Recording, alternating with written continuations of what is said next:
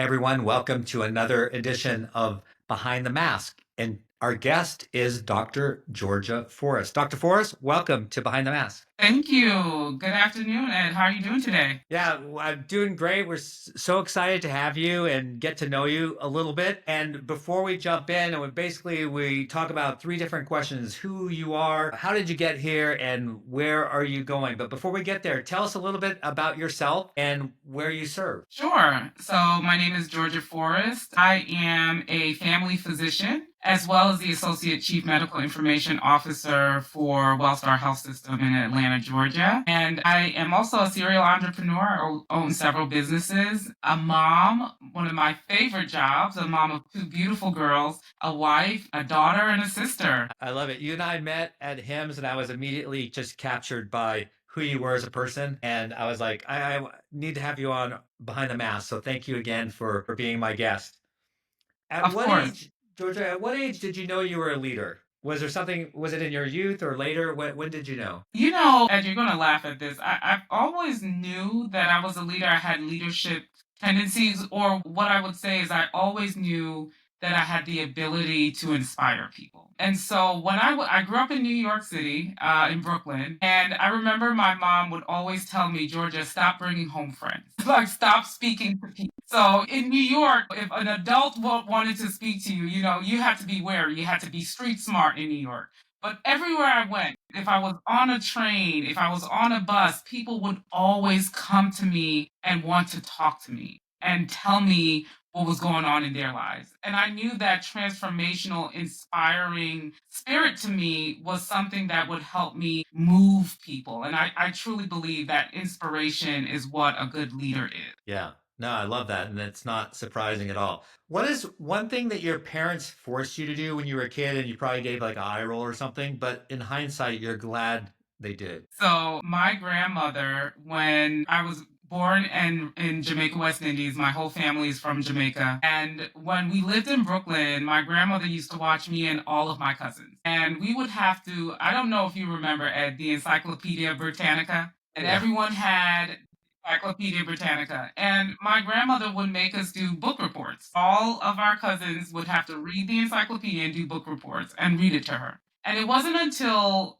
I was in high school that I realized that my grandmother actually could not read. And she was learning from us through our book reports. And doing those book reports really instilled that feeling of learning and being curious. And till this day, reading and being curious and learning about different things that I would never have the access to growing up in Brooklyn is still instilled, and something that I instill into my girls of being curious, never lose that curiosity. Love it. It makes so much sense when because of what I know about you and who you are.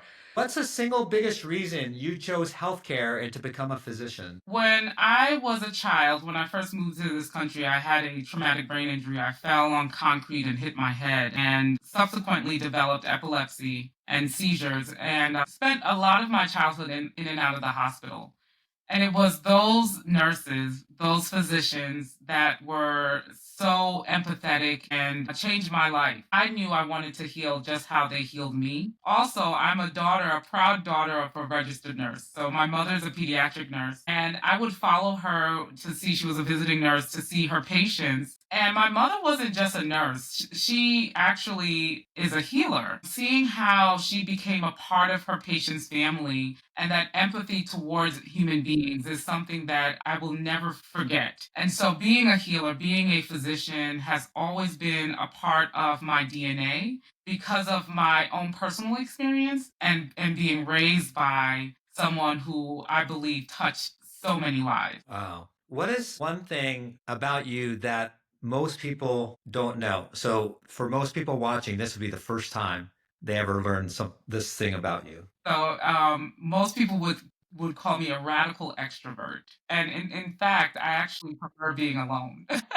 And when they're watching this, people are like, "That is unbelievable." I recharge from being at home because I have this dynamic personality where I love being around people. I find it best being in my own sanctuary and recharging watching reality television.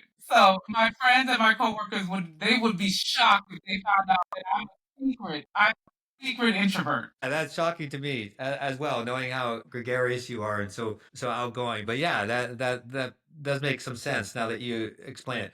What about a defining moment, Georgia? And maybe you already shared it with us with the head trauma that you had. But was there another sort of defining moment, a catalyst that reinforced the trajectory that you ultimately ended up on? Yes, actually. And so many people have what we call imposter syndrome, where they feel like they shouldn't belong. They're not, there's no real, I don't feel like I should be here in this room. And when I was a third year resident, my favorite cousin, my very first cousin, she was diagnosed with a very rare disease called Rosé-Dorfman syndrome, and she was dying. And we're the same age. And I was in my third year of residency in Baltimore, and she was in New York City. And I was honored to be her healthcare proxy. So I made her medical decisions for her. And so I would have to commute from Baltimore to New York City to NYU to make medical decisions up till she took her last breath. And that, while being a resident, and all of you watching this, if you had to go through residency, understand the rigor it takes to be a resident.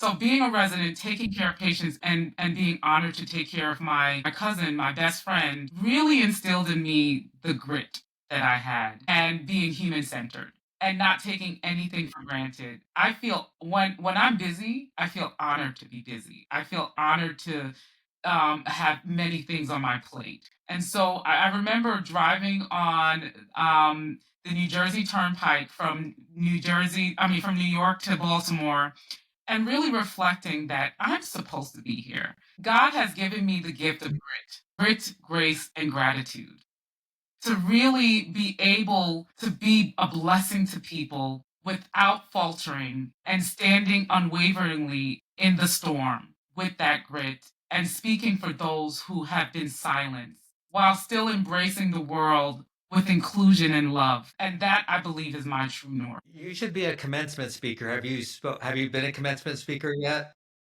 Never been. It's going to happen, and it's going to be big. Not just commencement. Wow, thank you. Going to be bigger, even bigger things. You're an amazing individual. That's why I'm so glad we connected. And I was just taking my own notes. I love the whole grit, grace, and gratitude. I mean, that's what fabulous words to live by. Tell us. So that's a little bit about who you are and how you came to be, and now I'll talk a little bit how you got here. When's the last time you cried? Friday, Saturday. I just graduated with my executive MBA, and actually, I'm going to get teary and just talking about it. When you're a professional and you're doing something big like going back to school, and you're working and you have children and you're owner of businesses, you cannot do it by yourself. I've never believed anyone who said they pulled themselves up from the bootstrap. There is no person that has done it on their own, and you need a village. So people always ask me, how do you do so many things? It's because I have a village and I make long term plans with long term people who are invested in me. And having those people at the end of this journey of getting my MBA pouring into me and acknowledging the work, but also taking care of my children, making dinner for me when I could not, feeding me words of affirmation, and then taking the time. My best friend surprised me from New Jersey to come in for my graduation. Another best friend from Maryland, and my best friends here, and my mother, and my sisters, and my husband made me just feel that gratitude, that grace and gratitude overwhelms me with humility that so many people believe in me. And it's that belief in me that allows me to be a blessing to other people. And that's when I cried. And it was just tears of joy. And everyone in the room was crying with me. No, that's awesome. That's super. So many nuggets, so many things I want to respond and say, but I want to keep going and just keep learning more about you and hearing your voice. What about disappointment? Like, was there ever a time when someone sort of held you back or tried to hold you back? And how did you respond? I truly believe that when people say no or when a door is closed, that just gives you, that's a not yet. No, not yet. I remember I've had several disappointments, several failures. Failure is important. You need to fail. In fact, I tell my children, if you don't fail, you're not living. And so when I was in college, my college counselor told me that I should maybe not think about medical school, maybe think about nursing school. That probably would be a better fit for me. You know, medical school, I struggled with my board exam, the USMLE, because I had issues with really retaining that information. So always pushing through, constantly getting no's. For residency, believe it or not, I only got accepted to one medical school. That was where I was supposed to be. One medical school. You only need one. I tell all my mentees, you only need one. You only need one thing to do what you are meant to do in this world. Do not give up. You only need that one chance. And so I don't believe in disappointments. I just believe in not yet. And it's just not your turn yet, but it will be if it's meant for you. Yeah, I'm just kind of Georgia. I talk to a lot of people, and I meet a lot of people, and you're just so full of wisdom. I'm so glad Thank you. uh, we're connected. I'm going completely off script, of course, but I'm just like, wow, I'm just amazed, and that's why I was like, when we did meet, I knew there's something special about you, and that's why I was trying to connect you with my wife as well, because you're two very, very special people, and it'll definitely happen. Tell me about the last time you received Yes, a I'm thank you sure. card or wrote a thank you card. Well, so women of color often struggle from getting mentors. And my very first mentor happened when I was a professional as a medical director. She was my very first mentor. And I know you're like, how could that be possible? And she was the reason she pushed me to get my MBA to look at of going into executive and administration as a physician leader. And I wrote her a thank you card that I could not have. Sometimes people have dreams and audacious goals that you can't see for yourself. And she saw that within me and pushed me to be a better me. And so I got her a plaque and I wrote her a very nice thank you note for being my very first mentor. And because of her, I want to be a mentor to other people, more women, more people who believe that they don't belong or don't have that audacious goals for themselves. Let me have it for you so that it'll catch up. And then the last time someone wrote me a thank you note was a few weeks ago when I'm leading a large project at my job for ambient note taking for physicians that will transform physicians' lives and decrease burnout and pajama time. And a physician wrote me a thank you note that said, this technology, because of you, I get to go home to my children. And not just go home to my children, but be present in my family's lives. Yeah. And thank you for bringing back the joy of marriage to me. And so that really warmed my heart. That it brings in that connect to purpose you need to keep moving forward. Yeah. Yeah. Love it. What about where you're going? Speaking to the next generation, I already said earlier about speaking, at a commencement speech or something like that. If you were to go and speak to the upcoming generation. It could be medical school graduates or it could be high school, whatever you feel closest to. What's one thing you would tell them to relish? You know how we kind of like try to rush through medical school or rush through, whatever our education and rush through life, waiting to get to this next level. But what's one thing that you would say, hey, take your time and just relish the journey? One of the best nugget my mentor told me was there's no such thing as work life balance. It's really work life integration and work life harmony. And if you're searching for balance, you're going to be very, very disappointed. Be present. Make your decision of where you're going to be. So there's some times where I'm not the best mom, and I'm okay with that because I'm doing the best at work, right? I'm present at work. There's some times where I'm not the best physician leader. And I'm okay with that because I have to go to my child, be present for her gymnastics competition. Make choices, be okay with it. Know how there's going to be integration and harmony. Some things are going to get dropped.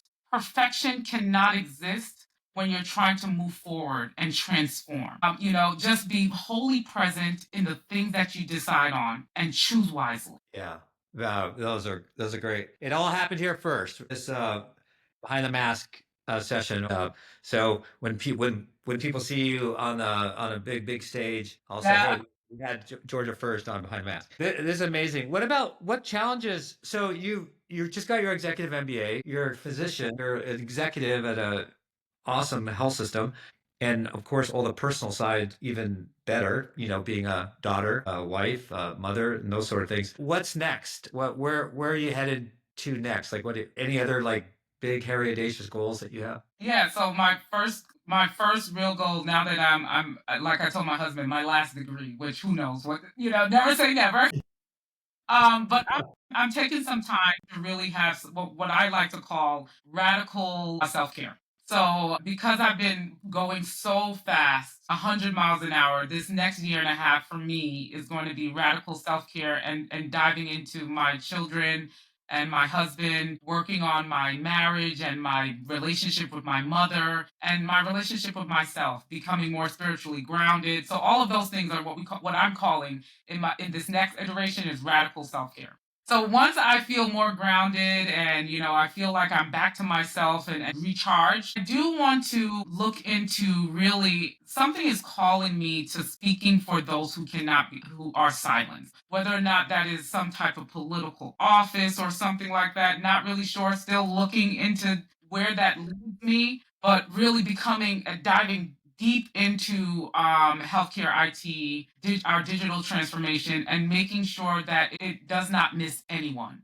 That every person gets the risk of this digital transformation in healthcare. Oftentimes, only a select few get the benefits of transformation in industry. I want to make sure that everyone gets the benefits, that equity of transformation in healthcare. So that's what I want to like dive down deep into healthcare IT. And then also, like you said, trying to figure out how do I speak for those who are silenced. I have this voice, I have this platform. I'm sure I'll be guided if I just keep listening to my gut and my gestalt. It has never strayed me wrong. So that's what's next. Wow. Georgia, you're amazing. I'd vote for you. I hope you run for office at some point. I definitely see you. You'll be in a major, major leadership position speaking for those who don't have a voice and aren't able to take advantage of all the different things that you and I can take advantage of. That's And right. I really appreciate you. So thank you for being so vulnerable on our Thank you. program. And I can't wait to see you again. I know, Ed. I look forward to having more conversations. So thank you for having me. I'm very gracious and humble that you had me on.